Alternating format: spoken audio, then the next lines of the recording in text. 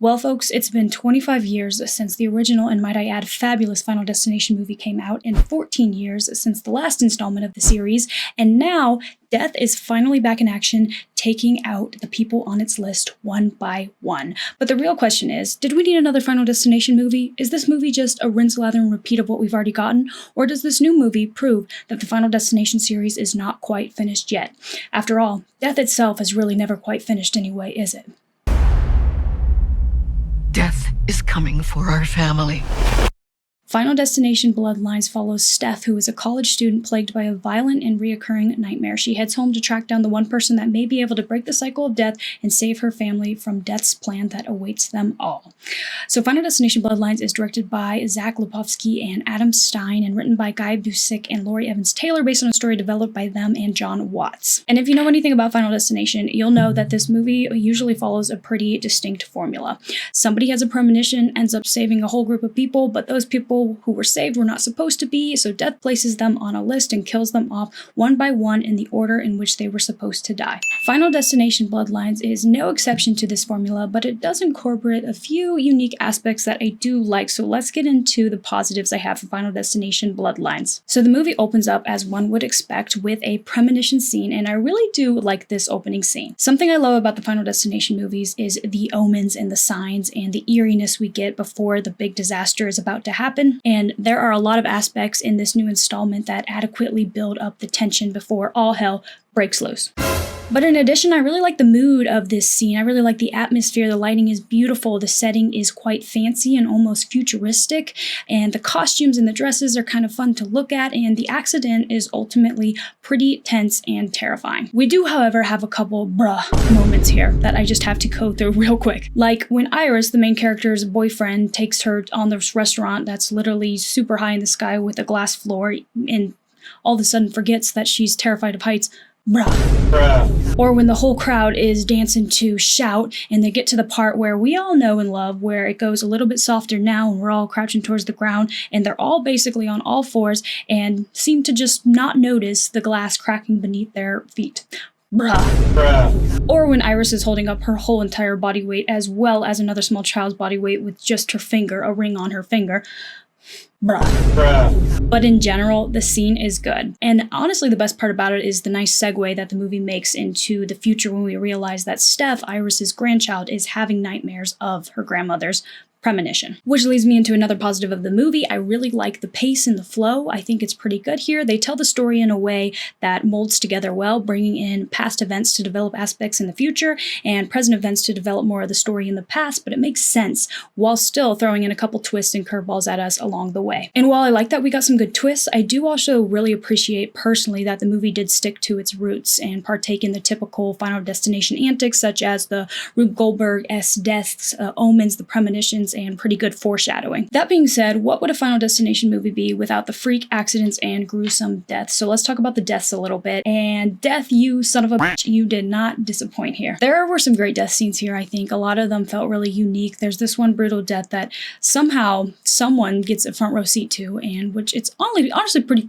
up how the events unravel there, and how this one character essentially forces another to watch the death right in front of me. I mean, talk about trauma, but it was pretty good, to be honest. There's this MRI related one that people are probably talking about. I don't know what the buzz is, but the MRI related ones is pretty intense and pretty terrifying and unique. I've never seen anything quite like it in a movie, I don't think. And then there's also kind of, this might be my favorite, there's like this trash truck one that is not only a good death, but it's actually quite comical, the events that lead up to the death and how it kind of unfolds. And I think they did some clever things like that in this movie, how the deaths kind of happen and how the foreshadowing before it happens, which leads me into another positive. I actually think that this movie was surprisingly funny. There's this one character that I kind of dig, and his name is Eric, and I at least like him in the first part of the movie. He's kind of edgy. He works in this tattoo parlor, and he has this sick tattoo mix playlist. Hell yeah, I need that mix. But in general, I think that this movie did do a good job of putting in a good amount of lighthearted moments that actually do add to the intense nature of the movie in general. Oh, and one more positive before I move on. Tony Todd in this, R.I.P. I think he was great in this, and it's kind of cool that they put him in and how they put him in, because you kind of get some of his background backstory. So I love learning about his backstory, and I love that he was able to be in this one. All right, let me move into some critiques that I have for Final Destination Bloodline. Let's start with kind of a neutral one. My first one is that the acting did not stand out to me. I wouldn't say that it was bad. It was fine. There was nothing just particularly spectacular about it. I thought that it was pretty average. There's this sort of side plot that they do in this movie involving Stephanie's mother, Iris's daughter, which is that she walks out on her kids when they're like 10 years old. And I think they did this for the purpose of developing the strained relationship between the mother and daughter. But I just felt like this side plot really was not necessary. The reason that the mom gives for leaving is piss poor and just kind of sad. And instead of making me feel closer to the characters as the story progresses, it almost made me feel more jaded towards them, if you will. Finally, I think the ending as far as the final conflict and then like the last minute is extremely predictable, which is kind of a disappointment, especially since I felt like the movie did a decent job of deviating from the typical formula at times and keeping us on our toes with a few surprises throughout the movie, but the ending definitely fell back to old patterns. But overall, guys, I enjoyed the movie. I like that the movie feels rooted firmly in the Final Destination series, yet it still gives us some surprises throughout. The movie flows really well and tells its story smoothly while still jumping around kind of in past and present and kind of putting the family's tree, the family's history together in a pretty neat bow. The deaths were pretty good. There's some funny elements here and some tense moments, so I'm giving this a 4 out of 5. I was actually pretty satisfied with this movie in general. Was the acting phenomenal? No. Were some of the side plots necessary? No. Was the ending exactly what I wanted? No. But was it entertaining and a solid addition to the franchise? Yeah, I think so. But let's see what the general consensus is. All right, look at that. Here's a pool of 689 ratings, average score of 4.4. People are really liking this. Wow, and 93% on Rotten Tomatoes. I'm not surprised. Overall, I think this was pretty good. My one main thing that I was worried about, I was worried that people would really not like that it's kind of exactly the same as the series.